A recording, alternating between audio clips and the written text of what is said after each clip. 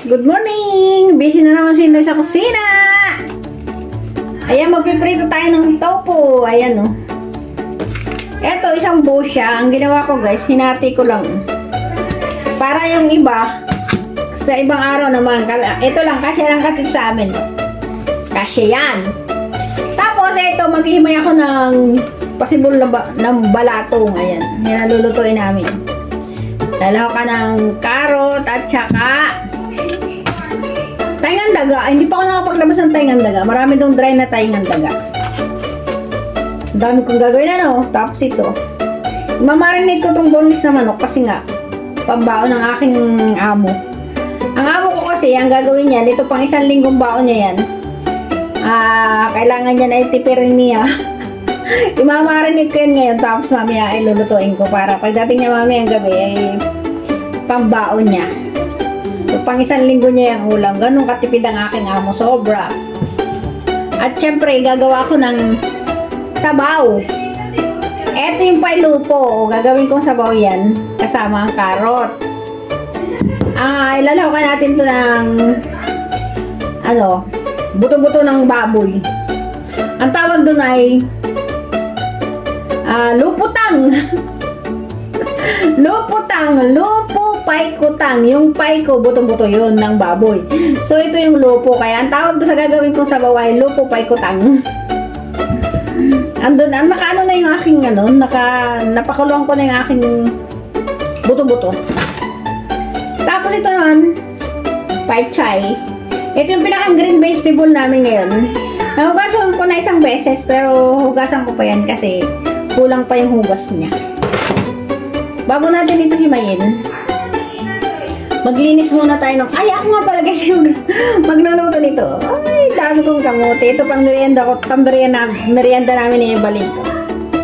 Piprito ko yan. Dami namin kamote. Grabe. Alam nyo guys, bumili ng pagkarami-raming kamote siya mo. Kaya, bahala siya. Masisira lang kasi yung kaya ang gagawin ko ay babawasan ko ito yung merienda namin. Ganun. Grabe talaga si amo. Hindi niya alam. Sobra-sobra na yung pinagbibili niya. Ala na. At ayun na nga guys. Unahin natin ito. Parang mainag na siya.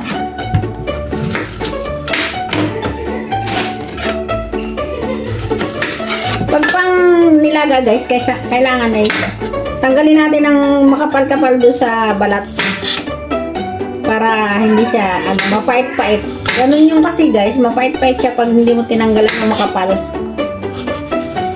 Pag pang nilaga. Yan.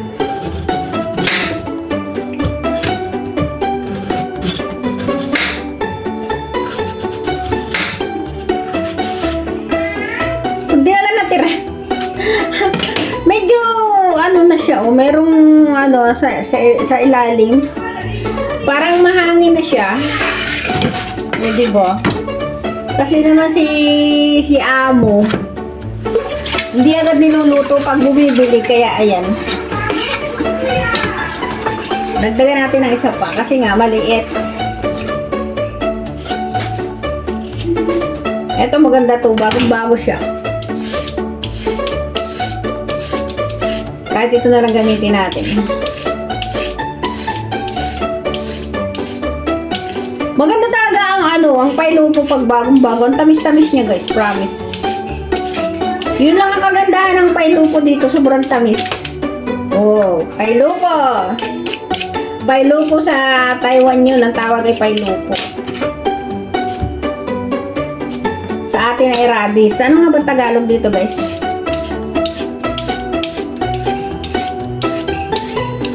Ay! Nalimutan ko kung anong Tagalog. Iniisip ko kung anong Tagalog dito. Ano ba Tagalog dito sa radis? Nasanay na ako dito sa salitang Mandarin, kaya pati Tagalog sa radis hindi ko na alam. Yan. Ating i-ready yung panghalo sa ating sabaw. O, pansin nyo guys, kumukunti yung suot kong damit. 2 na lang yan. Ay, 3 pa rin kasi may pangilalim ako eh. Kasi Utay-utay nang nawawala yung taglamig. Kaya kailan makikita nyo na naman ay isa na yung damit. Halos labas na yung katawan. At pag nakainit dito sa Taiwan guys, sobrang init na init. Kaya, tiis na naman sa init! Saan ko ba ilalagay yung aking pinutol-putol? Magtitira tayo ng konti para dun. Kunting-kunti lang. Ay, mamaya na lang. Ayan, hihiwain na natin yung para sa nilaga. Ayaw nila ng ano, ng maliliit. Pag pailo po, gusto nila malalaki ang hiwa. Tapos ka na ibalin? Ay, hindi pa ako tapos mag-video. Mamaya ka. Kailangan tapusin ko to yung video ko, ibalin.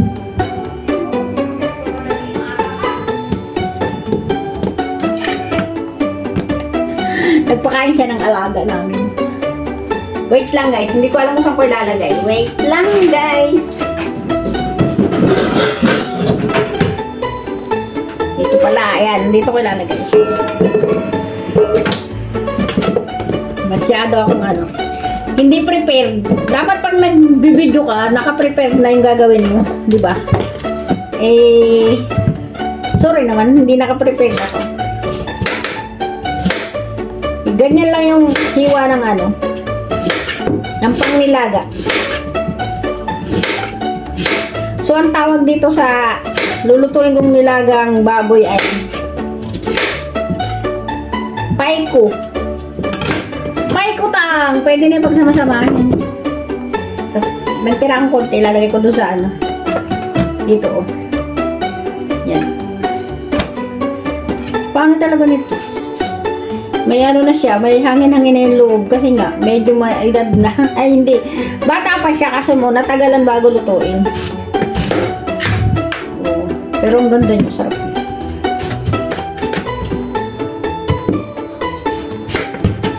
Alam niyo guys, ang sarap-sarap ng ano, ng pailupo na ano. Ay, kanina pa ako! Kanina pa ako nalalaglagan. Yung pailupo na ano, cake. Ewan ko kung nakatikim na kayo ng gayon. Ginagawa kasi itong cake. Pero, take note, yung cake ay walang asukal. Asin lang yun guys, asin lang ang nilalagay. Kaya, ayun naman. O, diba? Tapos agad. Ang bilis ng mga pangyayari. Ang bilis ko! Diba? Oo, tapos na. Ito, ngayon naman. Ito, matagal to guys. Matagal tong ano, himay. Kasi tinatanggal yan ng dulo yan, oh. Yan. Kaya matagal-tagal tayo magkukwentuhan habang nagtatanggal nito. Yun, at ayun na nga guys, ito yung daily routine ko dito sa Taiwan. Hindi nyo tinatanong, ako ay isang caregiver. Yung alaga ko ay nandun sa labas. At dahil dalawa kami, siya muna ang nag-aalaga doon sa alaga namin. Parang ano kasi siya, hindi siya mahilig magluto. Wala siyang masyadong kaalaman sa pagluluto. Ay dahil matagal na ako dito, kaya ako na lang ang nagluluto. Mas gusto ko yung nagluluto ako kasi nga para na i-content ko na rin. Pero pagdating sa pagbubuhat ng alaga, ay tulong kami niyan. Tapos ako nagpapakain. Nagpapakain ako pag hindi ako busy. Kasi yung alaga ko, gustong-gusto niya ako nagpapakain sa kanya. Nasanay na yung bibig niya na ako ang nagpapakain sa kanya. So, ayun na nga guys. Na ako, mag-11 years na. So, after pag nag-12 years na ako dito sa Taiwan. na yung kontrata. Hindi na pwedeng mag-stay dito sa Taiwan ng matagal. Pero, depende kung buhay pa yung alaga ko at i-hard pa ako nila ng another 3 years. Kasi nga, may option pang 3 years. Basta hindi ka umalis sa iyong amo, dun ka lang, pwede ka pa nilang i-extend ng 3 years. So, ayun, pag nagkaganon, di may natitira pa akong 4 years. Inihap dito sa Taiwan pag nagkaganon. Pero, kung sakali, hindi natin inaasahan kasi hindi naman natin hawak ang buhay ng tao. At wala yung alaga ko, uwi na ako. Ayoko nang magpalipat sa iba. So, yun nga guys, nakakasad. Wala pa akong ipon. Uwi na sa Pilipinas, walang ipon. Pero kahit paano naman, may naipundar naman akong konting pang negosyo. So, ayun na. Ganun talaga ang buhay. Hindi naman ako luluha. Oo, yung luhaan.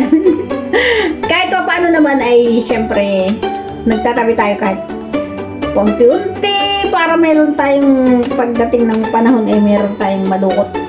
Yun. Kaya shoutout to sa mga kagaya kong OFW, lalo na yung OFW ng Taiwan.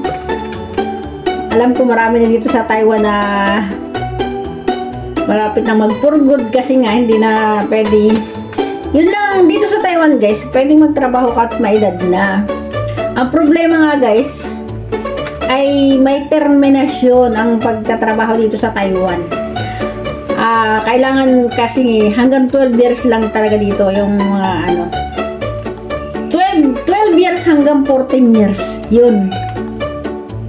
Sana nga, humaba pa yung buhay ng alaga ko. Pinakawiwis ko talaga guys ay yung humaba pa yung buhay ng alaga ko para makaipon pa ako. At saka, syempre, hindi na ako nalilipat ng ibang bansa. Ito na yung last na destination ko kasi ang dami-dami ko ng bansang napuntahan. Hindi nyo natatanong. 3 years ako sa Saudi Arabia. Patient attendant.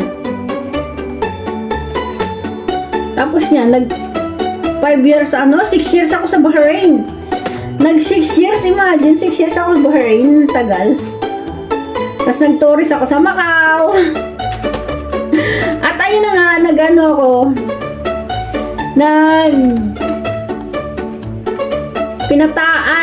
from Bahrain, itinapon ako sa Qatar. So ayun, 3 years ako sa Qatar. Naging naman ako doon sa Qatar. Naging cashier. Cashier ako sa isang food court. Pagkatapos ng after 3 years, umuwi ng Pilipinas. Nag-stay ako sa Pilipinas. Tapos niyan, nawala yung aming business na inumpisahan kasi binenta nung may-ari yung aming pwesto. So, ayun, nakaisip ulit akong mag-abroad. Kaya, ayun, 10 years na ako. 11 years na dito sa Taiwan. Ay! Mabuhay ang OFW! Bye-bye everyone! Tapos na yung video ko. Bye! I love you all!